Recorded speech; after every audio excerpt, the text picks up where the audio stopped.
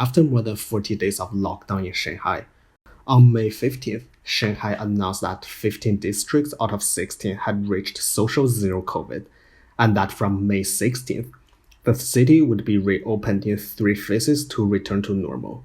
On May 17th, Shanghai officials couldn't wait any longer and announced that all 16 districts had reached social zero COVID, and that normal production life would resume by mid to late June at the latest. The so-called social zero COVID means that all cases are either isolated in the quarantine sites or are strictly sealed off from social contact in the lockdown or control zones. If there is no new cases or asymptomatic infections outside of the lockdown or control zones for 14 days, it can be declared that the social public is clear of COVID-19. However, according to China's media, at 10 a.m. on May 20th, the 189th press conference on the prevention and control of the COVID-19 epidemic in Shanghai reported that among the 858 new cases of local infections in Shanghai on May 19th, 3 cases were confirmed in the social public population, ending the narrative that all 16 districts had reached social zero COVID.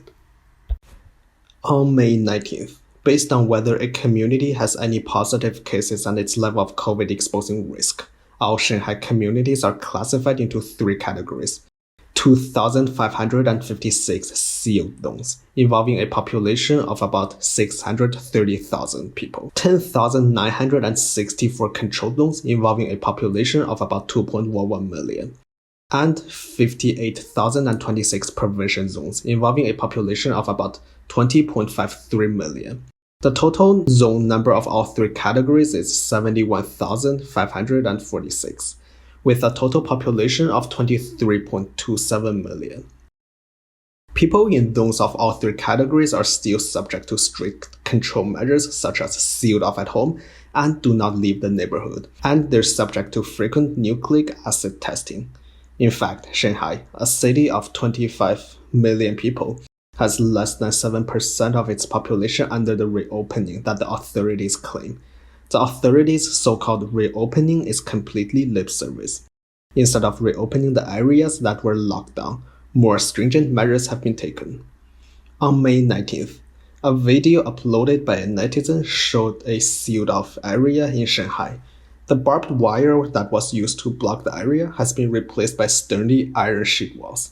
On May 20th, Shanghai officials blocked roads with piles of dirt and rocks to prevent residents from going out of the controlled area.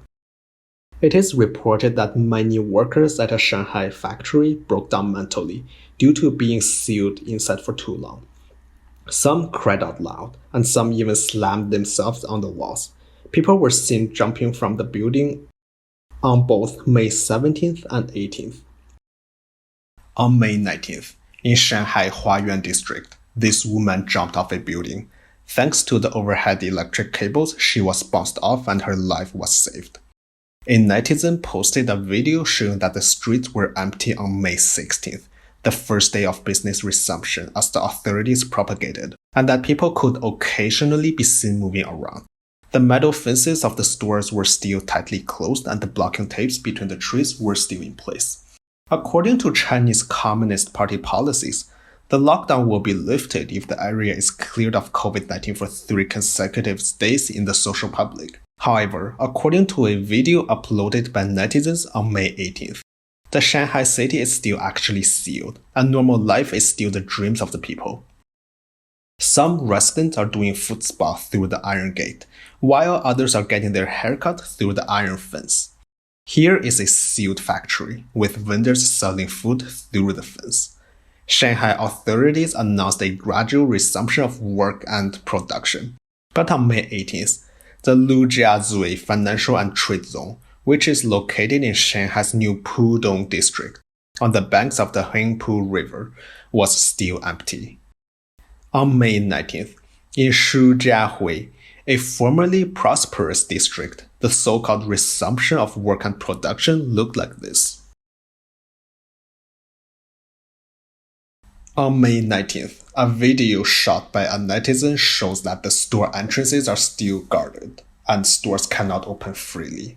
With the introduction of the first phase reopen policy in some reopened areas, Each family is allowed to send one representative to shop, but only at designated places with limited time. However, the control is still very strict in zones of all three categories.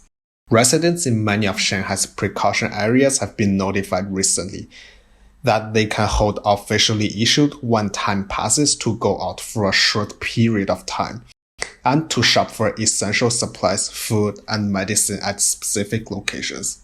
In order to control the number of people going out, Shanghai has taken diversionary measures so that different communities in the same administrative district go out at different times. In addition, different administrative districts have different rules for the use of passes. Not all residents can get a pass. Generally, each household can only have one representative who is allowed to go shopping once a week and must carry all the necessary credentials including a neighborhood pass, softened health code, 48-hour negative nucleic acid certificate, and ID card. But this does not mean that you are free to access all the stores that are open for business. Larger supermarkets issue invitation cards, and only people with the invitation card can enter. The invitation card can only be used once and will be voided on the spot after use. The time limit for shopping is also very strict. 机车啊，垃圾车把你运回小区，然后再进行消杀，你再可以拿走。 This old man doesn't know how to show his health code on his smartphone, and thus is rejected to go outside of the neighborhood even with his pass. Shopping in some neighborhoods in Shanghai, the resident committee staff hold a sign and take one representative per family to shop at the supermarket. The residents have to do exactly what they're told. On May 17th, Pudong New District, Beikai Town released a notice entitled Special Good News that each unit of the residential building can only send one representative to go out shopping, and the representative need to show their whole family's negative nucleic acid report and can only go to the designated supermarket. No motor vehicles and other means of transportation are allowed. The representative must return in 1 hour, otherwise the whole unit will be disqualified for shopping. The netizens said with indignation, "It is infuriating watching the Shanghai news. Isn't the notice from Beikai Town faulty? Each unit of the residential building can send only one representative out to purchase supplies. May I ask, without any transportation, how can one return in 60 minutes? How can one carry the supplies needed for all the residents of a whole unit? Who made this special good news?" During the city lockdown, the residential committee were given unlimited power, which became a tool to rack in money for themselves. They trash or sell donated living goods while dictating residents to buy from specific vendors. It is often difficult for residents to receive goods through group purchase. Security guards in the neighborhood also tightly control the residents' access to living goods. This is an area in Shanghai where this uncle's friend brought in cigarettes from outside, but the female security guard demanded that they be thrown away for violating epidemic prevention regulations. There are even more unbelievable things. After the forced reopening of the Wanja supermarket in Putuo district, the first batch of shoppers rushed in and found the floor full of human feces, still not cleaned on opening day, because the supermarket staff had been locked up inside for more than a month, and all the toilets were closed. They could only defecate on the floor. The most unbelievable thing is that all goods being sold are expired. While the people are still furious about the disaster brought about by the lockdown, the political leaders and the Chinese Communist Party media can't help but start celebrating.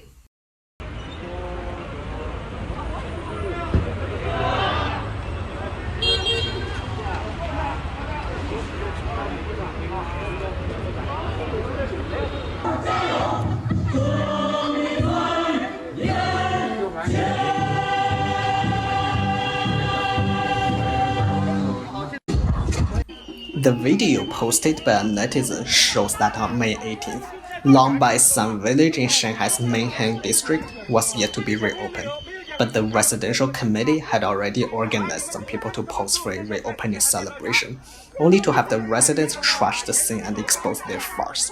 A senior citizen angrily denounced the behavior of the residential committee Have we been reopened? You are faking it. Do you understand?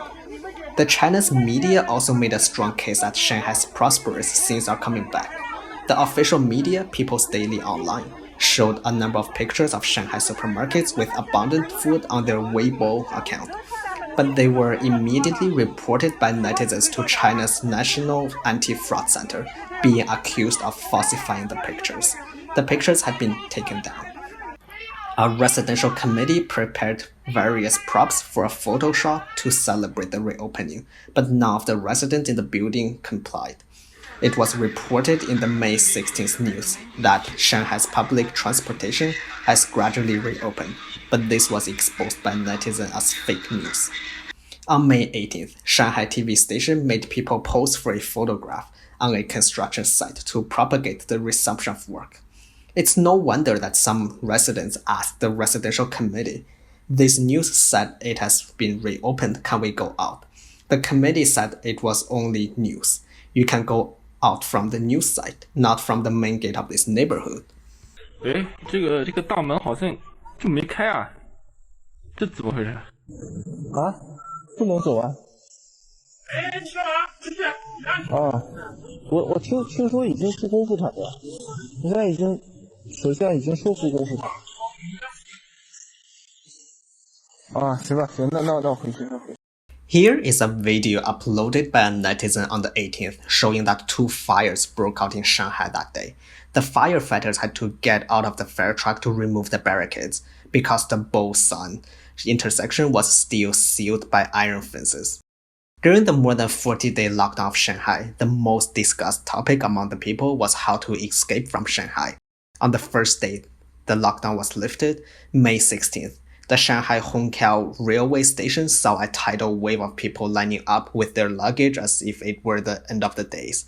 Shanghai Hongqiao railway station was still crowded with people as of May 19th. With motorized vehicles still not allowed on the roads and public transportation not resumed, bike sharing is now a must-have tool for people fleeing Shanghai. People on shared bikes are everywhere on the road, dragging their suitcases to the train station, some even taking hours to get there. This young man was not so lucky as he had to walk to the Hongqiao train station because he could not find a shared bike after being released from the Lingang quarantine site. He said he had been walking for days and nights. He was so hungry and tired that he had to lay down on the road to rest. There are only 12 trains a day at Hongqiao Station. That is far from enough to meet the huge demand, so the ticket prices have been raised by scalpers to be extremely high. A ticket costs 500 to 1,000 yuan more in general. Some people have to find other ways to leave Shanghai. On May 16th, a video was posted on China's social media. A man built a simple raft with a foam box and a wooden board, and used 2 wooden sticks as oars. The man and the dog were struggling to paddle through the river. It was understood that the man plans to row back home from Shanghai to Jiangxi. The incident sparked a lot of discussion among netizens. Some people said, "These people are really driven to desperation. One even dares to get on the water with a foam box. The rich people are in a bloody fight for a scalper ticket. The poor people DIY their doomsday escape." In order to escape from Shanghai, this man dismantled the base plate from his bed, added a lifebuoy underneath, and built a simple raft to escape back to his hometown by water. Most of the people who fled are out-of-towners working in Shanghai, mostly in some low-end service industries. Some of these people may have been living and working in Shanghai for years, but were forced to leave the city due to an unprecedented epidemic, and their years of hard work went down the drain. We can't help but ask, after so many out-of-towners have left, can the city still run normally even if work resumes in Shanghai? Instead of a warm welcome, these people were once again isolated when they returned to their hometown.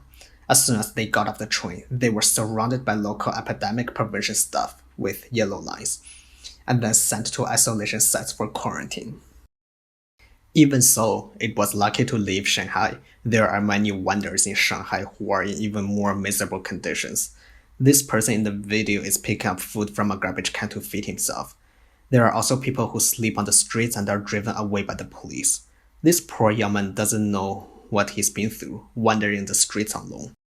On May 20th, there are workers at a construction site in Shanghai They caught a fish in a pond to feed themselves because they have been short of supplies.